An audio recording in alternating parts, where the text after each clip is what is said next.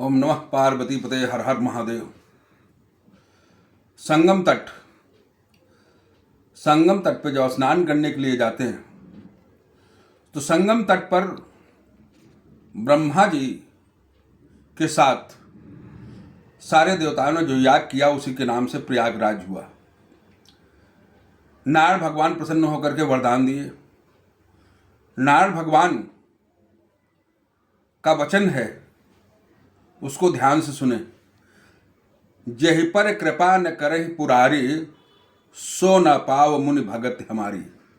अर्थात शंकर भोलेनाथ जिसके ऊपर कृपा नहीं करते, अपनी दया नहीं दिखाते, अपनी भक्ति नहीं प्रदान करते, वो मेरी भक्ति प्राप्त नहीं कर सकता है। तो संगम तट पर जाने पर वहाँ पर बालुका शिवलिंग बना करके उसका अगर समर्थ है तो किसी वैदिक जो वेद का विद्वान हो ब्राह्मण, उसके द्वारा अभिषेक करवाएं, दुग्ध धारा से अभिषेक करवाएं, क्योंकि संगम तट पर रुद्राभिषेक, शिव जी का अभिषेक कराने से कई गुना फल की प्राप्ति होती है। अब क्या होता है, गंगा यमुना सरस्वती, गंगा यमुना सरस्वती त्रिवेणी, तीन नदियों का संगम है।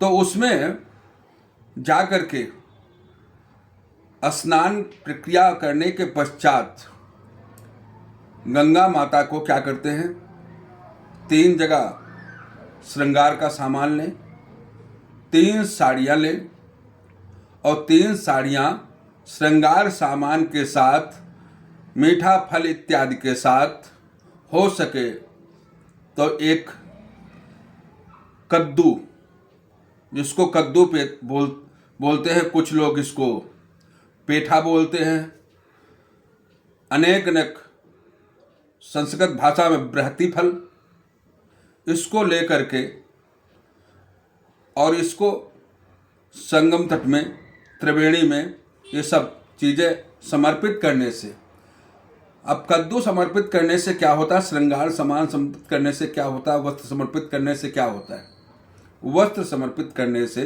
कभी वस्त्रों की कमी नहीं आती है। श्रृंगार का सामान समर्पित करने से माता का अनायास असमय किसी की मृत्यु नहीं होती, सुहाग नहीं उजड़ता।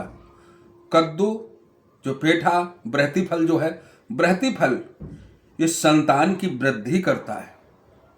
तो संतान की वृद्धि के लिए बृहति फल, इसलिए बालुका, अगर जो समर्थ नहीं है उनके लिए बालुका पिंड बनाएं, बालुका पिंड बना करके ओम नमः शिवाय करके उस पर धारा चढ़ाएं।